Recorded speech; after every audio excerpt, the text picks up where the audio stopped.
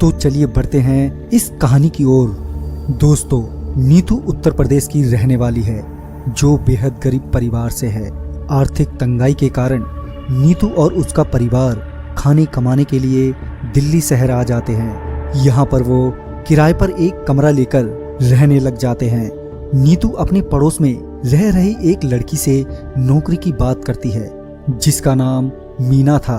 अगले दिन मीना नीतू का काम लगाने के लिए एक कोठी में ले जाती है जहां उसका काम लग जाता है।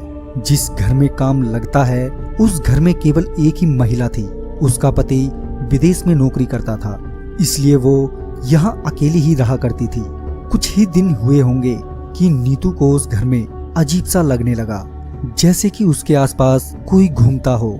नीतू उस घर में काम करते करते इतना डरने लगी कि वह रात को भी चैन से नहीं सो पाती थी।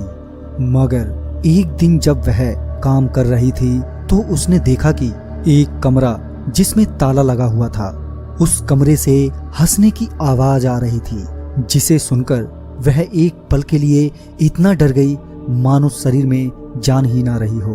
तभी घर की मालकिन आ गई, जिसे देखकर नीतू को थोड़ी राहत मिली।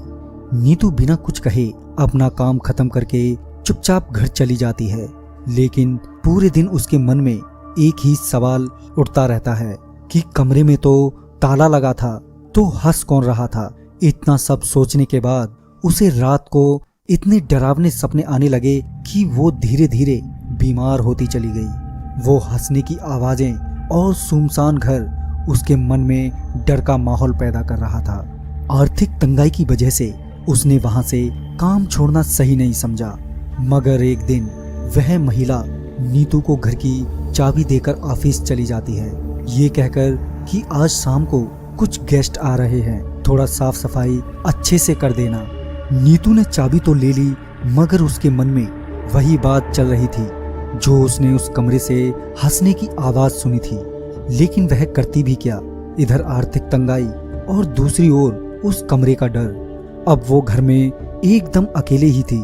डरते डरते वह काम कर रही थी, एक नजर उस कमरे की ओर तो एक नजर अपने काम पर, कि अचानक ही घर की लाइट चली गई। मगर थोड़ा थोड़ा दिखाई दे रहा था। जैसे ही लाइट गई उसने उस कमरे का दरवाजा खुलते हुए देखा और देखा कि एक महिला अपने बच्चे से बेड पर खिलौनों के साथ हंसते हुए खेल रही है। सोचो उस समय नीतू की क्या हालत रही होगी। नीतू ये खौफनाक नजारा देखकर वहीं पर बेहोश हो जाती है। शाम को जब वह महिला घर वापस आई तो उसने नीतू को बेहोशी हालत में देखा। यह देखकर वह महिला बहुत डर गई कि आखिर इसे क्या हो गया। तभी उस महिला ने पानी की छींटे मारकर उसे होश में लाया और पूछा कि तुम बेहोश कैसे हुई। तभी नीतू ने सारा आंखों देखी हाल सुनाया।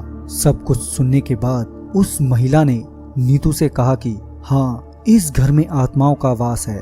वो बच्चा और वो औरत कोई और नहीं बल्कि मेरी बड़ी बहन यानी मेरी पति की पहली पत्नी है, जिनकी एक कार एक्सीडेंट में मौत हो गई थी। ये राज मैंने तुम्हें इसलिए नहीं बताया क्योंकि तुम डर से यहाँ काम नहीं करती, मगर उन्होंने अभी तक किसी को भी कोई हानि नहीं पहुँचाई और ना ही किसी को परेशान किया। नीतू का शरीर डर से कांप रहा था। तभी नीतू ने अपने पैसे उस महिला से ले लिए और वहां से काम छोड़ दिया। तो दोस्तों, इस वीडियो में बस इतना ही। दोस्तों, नेटवर्क 33 ऐसी किसी भी घटना का सच होने का दावा नहीं करता।